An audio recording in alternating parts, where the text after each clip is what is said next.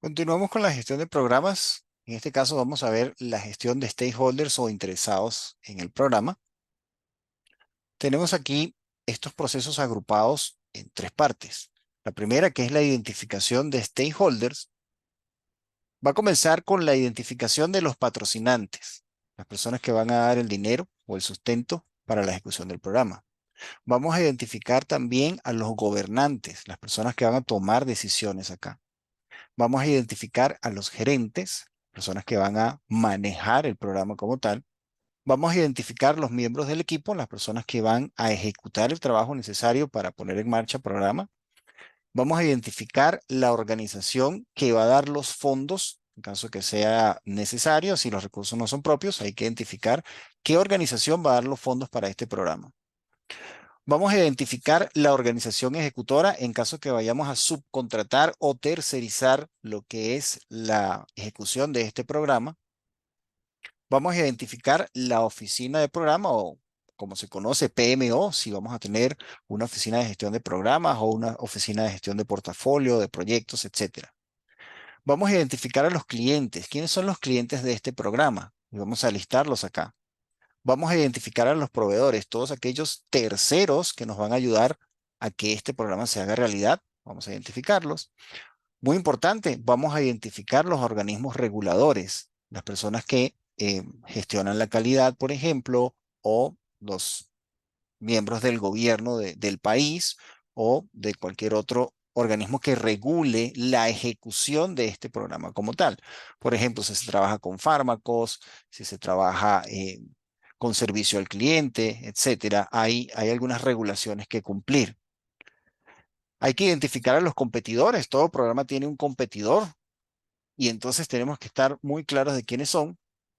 Vamos a identificar también a los llamados entes afectados, las personas que indirectamente o directamente son afectadas por la ejecución de este programa. Y de ahí vamos a crear lo que se llama un mapa de interés e influencia, donde vamos a indicar qué tanto interés tiene cada una de esas personas identificadas y qué tanto puede influenciar en que el programa se desarrolle de una manera exitosa o no. Y todo eso lo vamos a documentar en el llamado registro de stakeholders o registro de interesados. Todo eso es el primer grupo de procesos de identificación de stakeholders. Cuando hemos culminado eso, pasamos entonces a la planificación de gestión de interesados o stakeholders. Tenemos que comenzar por este proceso que es analizar la cultura organizacional. ¿Cuáles son los principios, valores, los modismos, las tendencias, costumbres, etcétera, que forman parte de la organización? Ahí tenemos luego que analizar la aceptabilidad del cambio. ¿Qué tan resistente puede ser la organización a la ejecución de este programa? ¿O qué tan colaboradora puede ser la organización en base a todas esas características que vamos a determinar? Luego tenemos que analizar las expectativas de beneficio. Cada uno de estos stakeholders tiene expectativas y ver si esas expectativas son realistas para ser cumplidas dentro del programa, si van en contra del programa, y así tenemos que hacer una clasificación. ¿Qué se hace en el paso siguiente, ¿no? Analizar cuál es el grado de soporte hacia el programa o el grado de oposición hacia el programa. Tenemos después que hacer un análisis de capacidad de influencia, porque hay mucha gente que puede resistirse, pero su influencia no puede, no, tal vez no tiene mucha llegada, no tiene mucho pegue, como dicen, o al contrario, tal vez un solo stakeholder con mucho poder de decisión puede simplemente desechar el programa. ¿Ok? Como un dueño de empresa, tal vez una persona retirada que tiene un contacto pues a nivel familiar de repente con algún dueño y ese tipo de cosas hay que mapearlas muy bien.